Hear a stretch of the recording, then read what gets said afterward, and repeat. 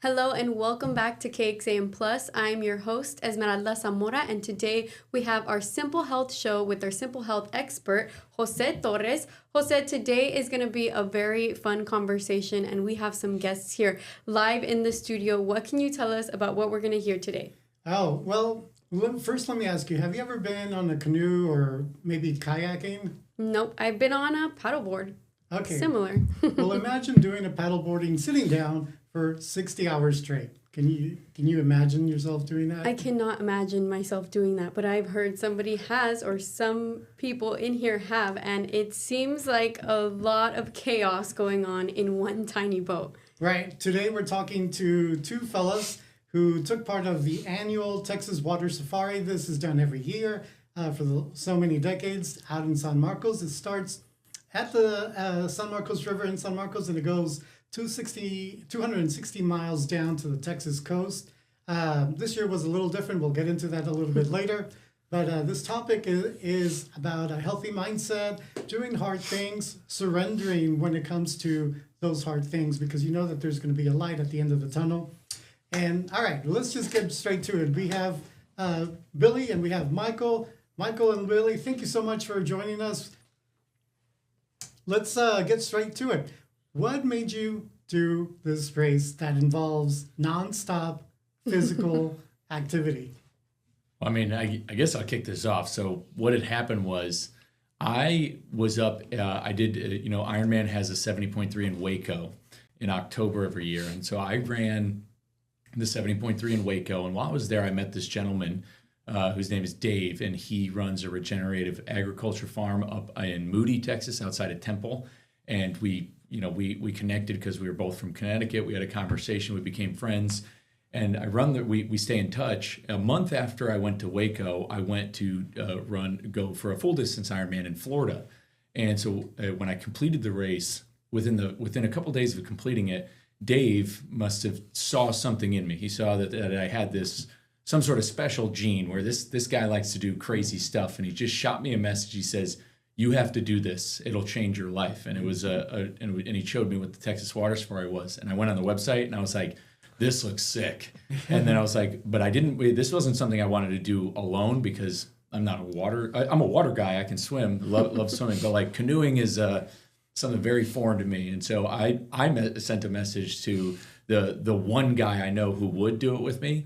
And I was like, "Hey man, do you want to do this for 2026? And as soon as he saw it, he was like, "No, we're going to do it this year. We're going to do it 2025. We had a recap on that. He did send me that text, and I think it was about 4 months till the start of the race. And I don't recommend doing this, but obviously I felt like mentally and physically we were both capable of doing it. And so we literally signed up, rented the boat, figured out all the logistics for it. And in hindsight, I kind of would admit that we probably should have waited till the following year, and we get into that later. But it makes for a great story, that's for sure. And you get the name of your team, because it's you two guys and then two others as well, right? Yes. And you came up with a name for your team, and it was an amazing. It's an amazing name. It's What Can Go Wrong, and tell us what did go right and what did go wrong. Well, what went right is we did finish the race. And what went wrong, let's even just talk about the race itself. It's typically on any given year 260 miles. It might be, I don't want to speak, but I think this is the first time the race has ever been cut short due to all the flooding that happened, all the rain. So it ended at 232 miles. So maybe we'll forever have an asterisk, but we are finishers, just not of the actual safari. So that's kind of what went wrong in regards to the race. But for us, we had about 3/4 of a mile that went smooth, went great, and literally at 3/4 of a mile into the race, everything just went wrong from our rudder breaking, getting an ungodly amount of holes and cracks in our boat, the cabling snapping on the rudder pedals. I was in charge of the rudders, which you might be able to see in some of these video clips. But nutrition, some nutritional stuff went awry that we won't get into, but The nutrition part is funny, but with the race starting, the rudder line snapped almost immediately. like after the first portage, and we stopped. What was interesting was I don't know what happened, but we pulled up to this dock, and we were on this dock, and there were these people on this dock who were yeah, I don't know how to explain it, but we're on this dock, and they were like asking if everything was okay, but they were clipping their toenails, remember? Yes. These people were just on this dock, and they were like clipping their toenails. They were like wearing robes, and they were like asking if everything was okay. And we're like, yeah. And then like all of a sudden, as we were getting ready to take back off, they broke out a sponge and started cleaning the dock. And we were just like, what were these guys, maybe blessing us? We didn't really know. And then, but yeah, I mean, with, the race was supposed to be record low, like on the water level. And then it was super high. And with it being super high, and we had taken the boat out for a couple of training runs, and we dinged and dented it, on a couple of those. So I think we removed some of the armor off it, because with the water being so high, there's a lot of stuff you couldn't see in the water, like rocks, big logs that are submerged, and going over them, like you would go over them unknowingly, where all of a sudden you're coming up and you would hear the crunching at the bottom of the boat. And there was two good piercings that had damaged it just enough to where water was coming in, but it wasn't like flooding or making it was manageable at first, but they definitely needed to be patched. And it was really the first 24 hours of the race was really that's the make or break. That the first entire 24 hours was absolutely gnarly.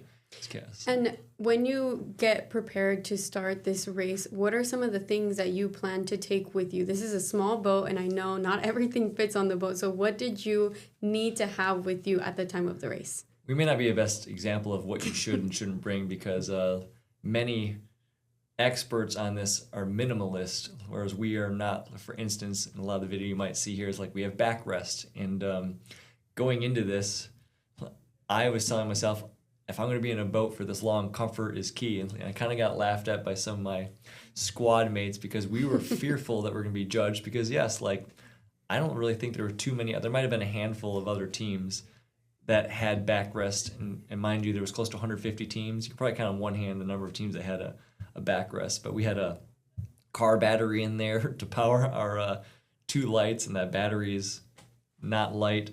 So we definitely overpacked. In terms of preparation, don't follow our lead on this either. We only did 2 trial runs. One was a 30-mile canoe trial run. Another was a 60-mile overnighter, whereas many of these people have been doing this their entire lives. But that was really just the preparation that we did. And it wasn't lack of preparation with our boat of why all these things went wrong. As you may see some of these clips here, like you have to get out and portage your canoe. And what we believe is like it got snagged on a branch going through the woods, because everything was definitely all dialed in leading up to the race.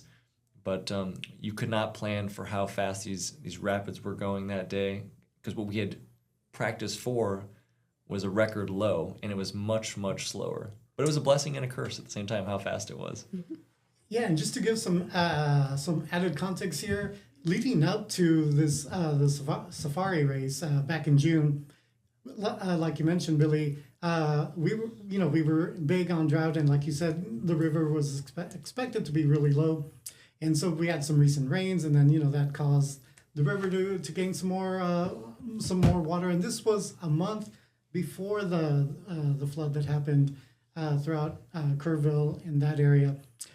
So the water was already high when that happened, but this was, again, back in June. And tell me about the preparation as far as, like, how did you stop to go use the restroom and take naps? Well, I could when it came to using the restroom, because I was a pro at this one. Everybody else is afraid to do it. But the best way to go number one on the canoe, and this kind of favors the guys. So for the ladies, I know it's probably a little bit tougher. Maybe they have a different game plan. But essentially, I would lean back and you pop the paddle right off the side of the canoe, and you kind of let physics take its course, where you start going, and then the urine will flow off the paddle into the water. That's the best method. Other people didn't want to try to do that or assume it. So there was I had to actually constantly pass back and forth a specific Gatorade bottle. Yeah, men, we have obviously a little more advantageous for us. There's a lot of women that partake in this event, and I applaud them because they don't have the same anatomy that we do. But yes, I can attest to he was very unique in his technique, and also how we were told by many others in the race to go number 2 specifically is the river is really the and I have a good GoPro video that may not see the light of day of this guy going in the river, but yeah, that's basically what everyone does, mind you, not just us. It took a while for the first time, because I remember what's crazy is we stopped at one place. I forget where we were or why we stopped, but there was like, it looked like somebody was opening a zip line park nearby somewhere. I forget where we were. This is day 2. And like there were these brand new like porta-johns there. And I mean, hopefully I'm not getting anybody in trouble here, but one of our teammates used it, brand new thing. I tried to use it, couldn't go. I couldn't go for like quite some time. I think until the end of the second day. But I tell you, yes, bless the Guadalupe River, because it became no toilet paper. It was it's nature's bidet. Yeah. To summarize, you literally go wherever you can, honestly. And do you get to stop, or is it while the canoe is going? Oh, for the restaurant, like depending on what you have to do. Number 1, we didn't stop at all. Number 2, yes, you absolutely have to stop. We don't need to be smelling other people. That'd be hardcore. That might be year 2. Next year 2 when we're going for gold. We went 62 hours. Maybe the elite teams that finished in halftime, and the number 1 team I think was 36 hours. You might have to ask them how they do it. They might be a little more efficient in their bathroom breaks than we were. So Esme, Billy and Michael, they're athletes. They combined, they've done triathlons, Ironmans, lots of marathon races. Always see them out at the Austin Marathon or any other type of athletic event here locally. Now, with that as experience, how do you prepare for this next experience, this canoe race, mentally and physically? I mean, I can tell you what I was most nervous about was the sleep, because especially stuff like, when it comes to Ironman prep, or really any endurance prep, it could be marathon or Ironman. Ironman's just so that you're doing a few more disciplines. You really have to gain a respect for the recovery aspect of it. Like you've got to recover just as hard as you train, or else you're kind of just going to injure yourself. And so when it comes to this, so it's like sleep is something I've been working on trying to prioritize. Like especially for going into both Ironman Florida and Ironman Texas, like you've really got to prioritize it, or else your training's gonna lack, your performance is gonna be down, and you can possibly overtrain and strain yourself. So like I was nervous because again, I haven't had to sacrifice sleep, because it was something I still prioritized when I worked over the road as a driver. Like driving tired is definitely not what you want to do. I haven't sacrificed sleep, since I was in the Marine Corps, which is, I had gotten out in 2012. And so I'm like, am I really going to have to go back to being, I'm 35 and I got to put myself into 21, 22-year-old Mike Lombard in this. And so I was like, and so my mentality going in, I said it at the starting line, and I said it at mile 200 when I was like hitting a wall, is like, I said it, but Jose, I think this is something I said to you right before you talked the race. Like I'm looking forward to meeting the guy I'm going to meet at hour 60. I'm looking to meet the next version of myself I've never met yet. And so that's kind of how I prepared for it. Is I'm about to meet a new, there's a version of me that doesn't exist yet. And I have an opportunity to meet that person, but I've got to go through this to meet it. And that's kind of how I like hype myself up for what I knew was going to be one of the toughest challenges of my life. What about you, Billy? I'd say, sorry, what was the question again? No, you're good. With your background, you run a lot, you have all this athletic experience. You obviously have the experience to train for an athletic event, but this might be a little different because it's 60 hours long, you're sleep deprived. How do you prepare mentally and physically? I appreciate you keep referring to athletes. I don't really like to define myself as an athlete, but I'd say for me, leading up to this, I've done a couple events. The sleep deprivation wasn't really my biggest concern, because once upon a time I did ride a a bicycle 3,000 miles across South America. Wow. There's a lot of lack of sleep with that. But for me, it was really about the team aspect going this, because maybe Lombard is thriving and maybe someone else on our team. We had gentlemen Michael Hartel and Joe Markman, who we couldn't have done this without them.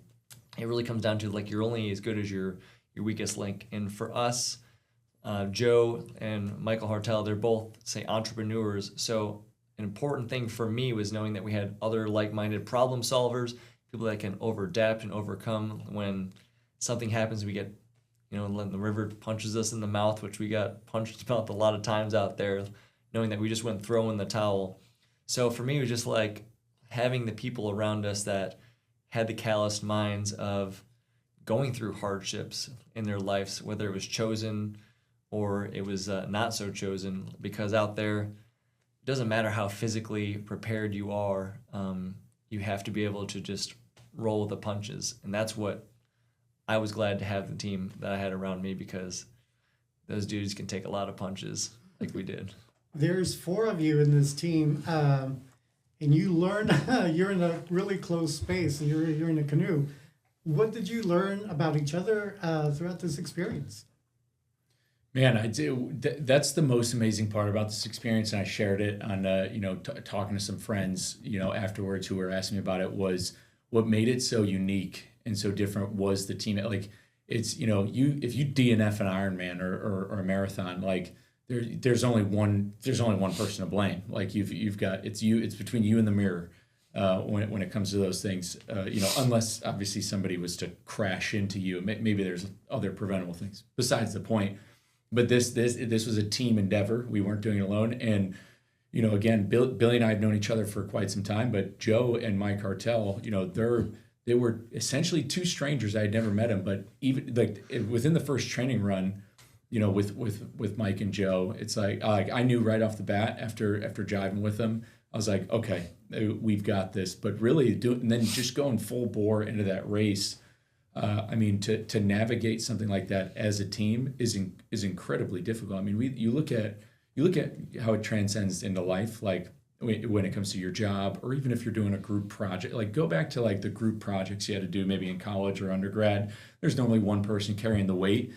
That one person can't carry the weight going into it, and so like that team aspect was such a huge. It's almost it's something I was willing to brag about on LinkedIn. Was like, hey, like if I was really pining for a job right now, and I was like talking to employers, and they were asking me like, what's something you succeeded at? I would talk about how I worked with a group of random 4 people, navigated the Texas water safari, and go into detail, because that I think is probably some of the most amazing things. Because again, if it was only a 10-hour thing, that's a short amount of time. But when it becomes something that's incredibly long and you subtract the sleep, I mean, it's any man's game. So I knew, like going into it, I've got to be. I had to go back to the Marine mindset of I've got to be a team player. I've got to keep my cool, make sure everybody try to keep everybody else, kind of be a people pleaser in certain ways, but not too much.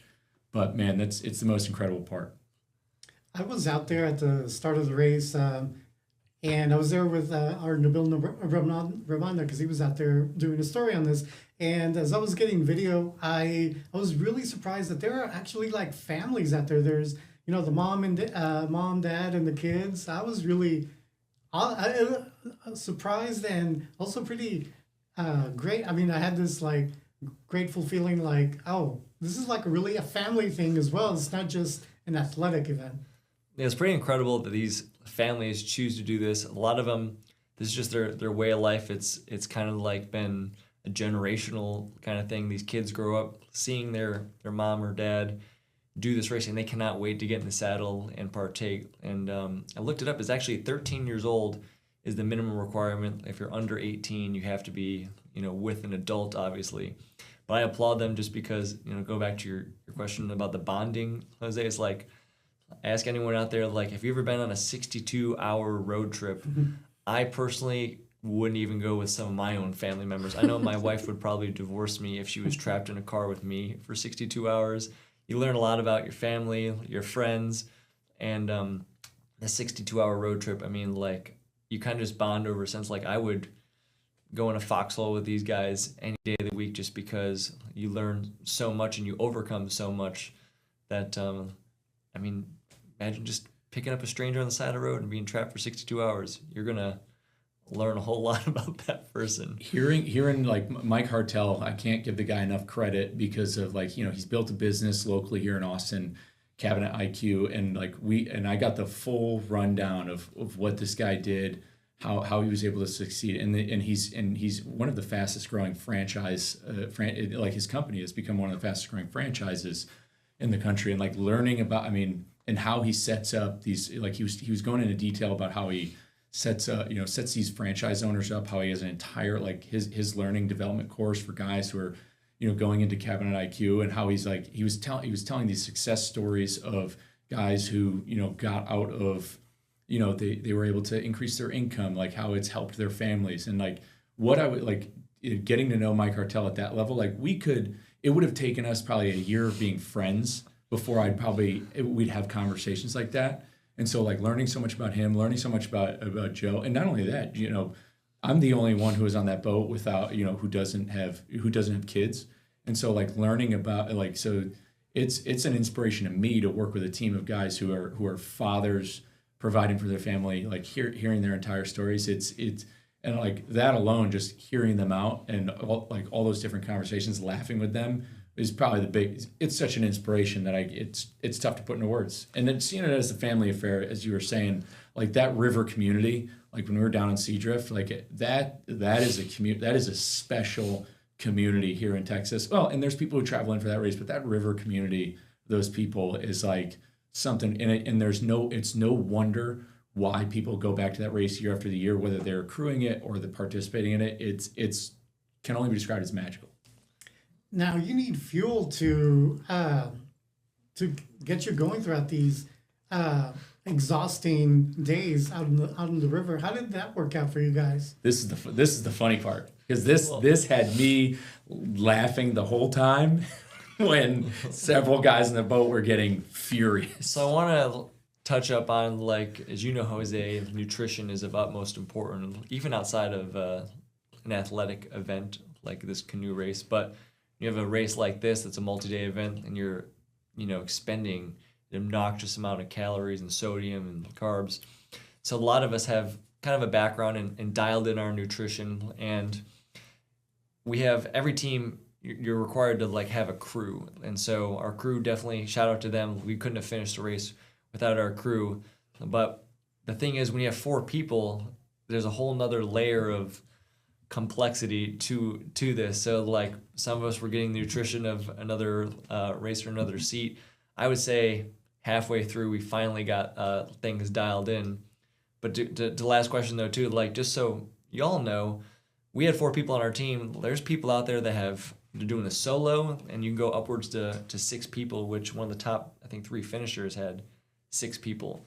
So in my opinion, I think it's even more difficult for those solo people out there, because much like in the movie Castaway with Tom Hanks out there, you just spent a lot of time alone to your thoughts, and I would go absolutely crazy. So I think that's a little more difficult than even going with a family member. But with the nutrition, we had it dialed in for the most part. We're all 4 totally different people from 4 different walks of life, and we all have 4 different palates. So to Joe, one of the things when you're sleep deprived, you kind of pick on your teammates a lot, but Joe did a great job of packing like his food, meal prepping, if you will, and what was artisanal. Yeah, it was artisanal beans. Like it was, he did like Billy had like brought Chipotle. Yeah, I packed and Joe had his own food. They had it meal prepped and they were tucked away and they labeled it. It was really nice, and we were going over like which food we would want at the checkpoints. This is before the start of the race, and then each checkpoint we got to, like I remember Billy was craving the Chipotle he had bought, and they're like, we don't have it. They had other stuff because they had a camper at a campsite and they had to drive down with the stuff, so it was like tough for them to kind of figure it out. But Joe's like his breaking point was when like he really wanted like certain things, and he was in the back, and I thought he was kidding, but he was actually angry when he's like, you know, he was using some crass language, but he was like, I had artisanal beans that I've been looking forward to. Like, I got these beans from, like, he went into the details of where he got these beans from, like from some. And for context, he was 50 hours in, sleep deprived, and I want to note, like, I had to blow up on our crew chief as well at one point. So, like, it wasn't anything personal. It's like when you just really, like, it's like, Hangry. crave, yes. You're, I don't know, like, I hear how pregnant women a lot have a hankering for something. We're a bunch of pregnant women out there just craving our thing, very angry, tired, sleep deprived, and if we didn't get it, like there might have been some words that we wish we could take back, but it was nothing personal. I mean, for instance, in one particular checkpoint, I was given a water jug that had just pure ice in it, no water, no electrolytes, nothing. And mind you, we had just spent like 5 hours to get there, and we had another 4 hours to go. So luckily, I'm always good as my teammates. They shared a lot of nutrition with me, but it was just a lot of hiccups here. And also, for context though too, for our crew, I applaud them because we had a game plan going in that we were having no way going to cut it close to the cutoff points. I mean, each checkpoint, I'd say for the whole first 24 hours, it was just chaos. I mean, we made the first checkpoint with 8 minutes to spare. We had planned on being there hours before, so we were just a bunch of headless chickens, just like throwing crap in our boat just to get us going. And nutrition's nutrition at that point. But yeah, game plan went out the window because we did not account for being 8 minutes to the first checkpoint. So that's also one thing that was a variable that. Yeah, that first 24 hours was really dicey. Like we made making that first checkpoint was like, you know, Dave, our crew chief, he said he was getting emotional, and when he saw us, he was like super excited. And then, you know, by that time we had enough of a buffer to the second. But shout out for the fuel. I can't lie, you know, shout out to, you know, Austin local company, you know, BPN. We used a lot of G1M Sport. It's going in our water. Their new G1M Plus. So like it's you know, for anybody who's doing some endurance work, like that was a lot of the liquid we drank. I know we had some stuff from Kodiak, like we had a lot of Kodiak bars. Kodiak makes, like, you know, they sell Kodiak like frozen waffles and pancakes at HEB. They had sent us a whole bunch of bars and granola that we use. So ripping a lot of granola bars. And then yeah, at Luling we had some Buc-ee's, like we had some Buc-ee's breakfast sandwiches. It was, see, with me, like I wasn't picky. Like I knew to win at these events, my mentality going in is just like, I just need to eat. Like it's got to have calories, carbs, sugar, and you're good to roll. And but yeah, big shout out to the fuel. I mean, we had a lot of BPN Go gels as well. Like we kept up on those, but yeah, we pounded through some G1M Sport. And also big shout out. One of the hacks that we had out there, and this is a hack for anybody who lives a busy lifestyle, is creatine right there. So Joe, 25 grams of creatine will eliminate the symptoms of sleep deprivation, allegedly. You know, like I said, don't you won't trust feel me. recharged like you're. Yeah, you won't recover, but it will remove brain fog. It will remove signs of fatigue. And so, I mean, big shout out to First Form for their creatine on it, because that definitely came in clutch. We were showing some video, and the video that you provided to us. There's some shots there of you guys. Well, let's walk through the video. Tell me what we're doing, or what are you guys doing here? Well, we have the American flag on. You can see, love America. Lumber and I love to run around town. You might see us with the flag. I do a lot of endurance races with the flag. That poor flag took a beating the first 24 hours. It did manage to make it to the end of the race. It wasn't attached to our boat like you see there. It was more or less in the boat, but not flying proudly. As you can see here, it's not on the back of the boat. That rainstorm rain fell so bad. I mean, it felt like somebody was punching you, and we had stopped to get out of the boat. And that rainstorm on Saturday, and I'm pretty sure it was that rainstorm that really altered the finish line, because the finishers got to Seadrift before that second Saturday thunderstorm rolled through, and that was big. And that Saturday thunderstorm is what flooded the San Antonio and the Kamal rivers, and it pushed so much water out in the bay that the water was coming back in. This is what they told us in Seadrift at the banquet. The water was actually coming back into the delta right before you reach the bay. At the Swinging Bridge is the final checkpoint just southeast of Victoria. And I mean, if you looked at our location on Google Maps, it looked like we were really at the ocean, but there was just a small delta, and the water was rushing back in. And the teams who finished all said, like, if you send boats through there, you're gonna be recovering, not rescuing. That's how tough it got. I mean, this part of the video is definitely right. It's like right at the This start. is the first quarter mile in here. And again, to recap our boat name, what could go wrong?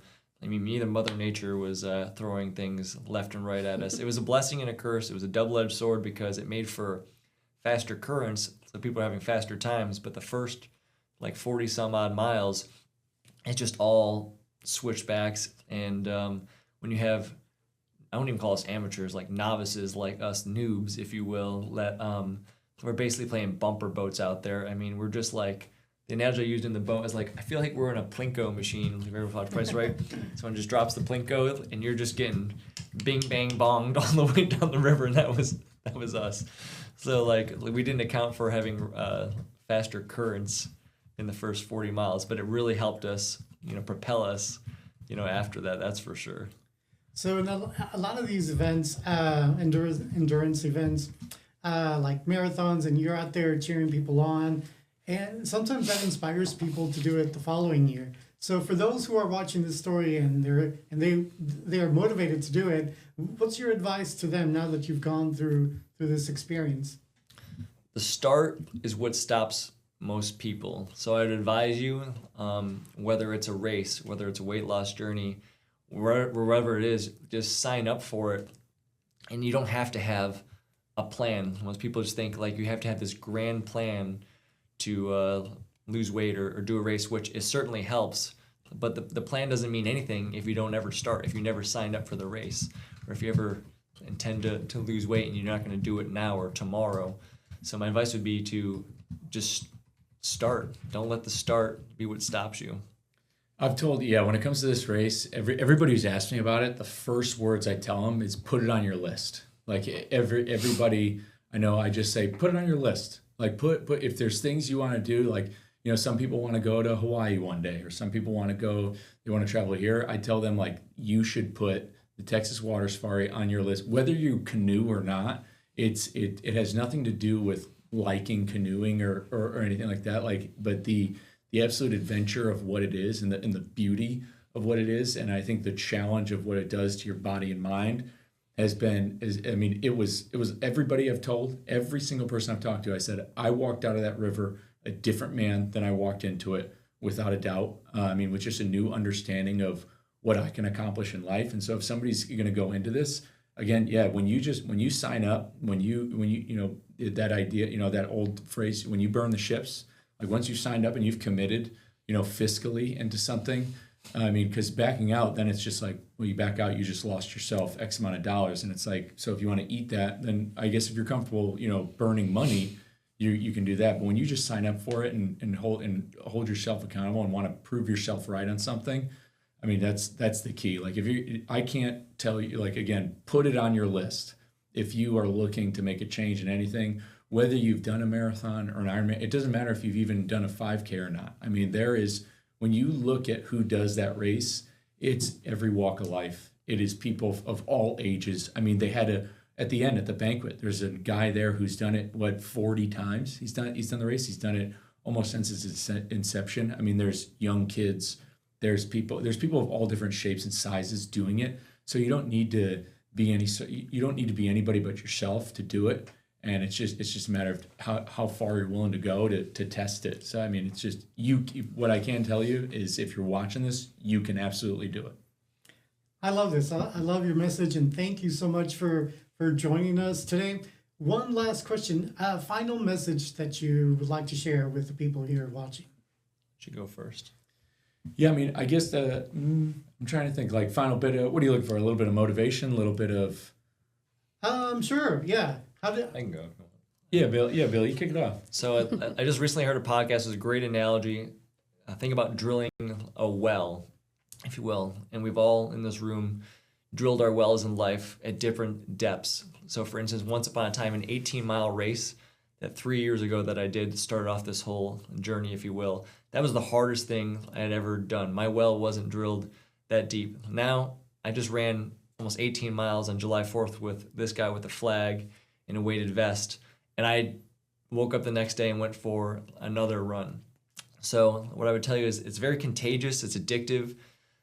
If your well isn't, as deep as somebody else's, don't be discouraged by that. I mean, my well is certainly much deeper today than it was then. Just, I'd say, stay in your lane. Don't be.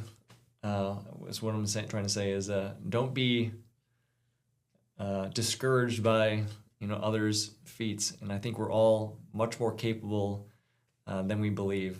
So. Yeah, I mean, boiling it down to, you got to run your race, like in whatever that is in life. I think, in the digital age and the technology age, people get going into maybe their late 20s into their 30s, or even people in their 40s. We get really caught up in seeing the 0.0001% of celebrities. You look at the Zuckerbergs, you look at some of the young entrepreneurs who've kind of made it, and you're like, man, by 35 they had XYZ, and it's like you're talking about a very, very small chunk of people who did happen to make something happen. And you got to remember to run your race and realize that if you are 30, 35 my age, and you're, no matter where you're at, don't get lost in comparing yourself to any other people and their accomplishments. It's always going to be you versus you. And boiling it back down to kind of where I was when I started the race, when I first talked to you, Jose. And again, I said it, I kind of said it, and I can't wait to see the video of it at mile 200, is I really I was eager and looking forward to meeting a guy I haven't met yet, meeting this other version of myself, to almost like meeting a new friend, almost like, and I don't have kids, but it's like I wanted to meet this new person who, because if you're going to have kids, you're about to meet this new person who's going to be one of your family, this new member of your family. And I was going to meet this new member of myself, and I just got so excited for it, and just know that there is this new insane, not necessarily quote better, but there's just this new different version of you that knows more, can do a little bit more, and has a little bit more confidence, that you have the full ability to go meet. You just got to go out and go meet him. Perfect. Thank you so much, guys. If you want to learn more about Billy and Michael, with the web story, Esme, have a link to their Instagrams. They're always posting about their journeys, and you can follow along their journey. And you can also probably see them at the next marathon and the next staff marathon. Billy is always running with the American flag. And Billy, you have an outfit that you wear, right, in every race? It's usually, it changes every race, but the classic one at the Austin Marathon is this romper, if you will. It's a bald eagle romper. You might even see it on the Austin Marathon page, but anything patriotic. I have a pair of overalls that are red, white, and blue, so as long as it's red, white, and blue, the three best colors out there. And then Michael, he's easy to spot, because I remember being on the spectator side, and you can hear him loudly as he's telling you to cheer on, because everyone's being so quiet. He's like, come on and cheer us, you're being too quiet. So they're easy to spot. They're a fun bunch of guys. And get to know them more by reading the story and then clicking on their links. Yeah, thank you both for joining us here on KXAN Plus. That article can be found on our homepage, KXAN.com, titled One Crew, One Canoe, and 230 Miles of Determination. Easy to find. You can also find some video on there as well. If you haven't already, please download our app, KXAN Plus. It is available on anywhere you get your streams and any device, that's Samsung, Roku, Fire TV, and Apple TV. Thank you all for joining me, and good luck at the next race.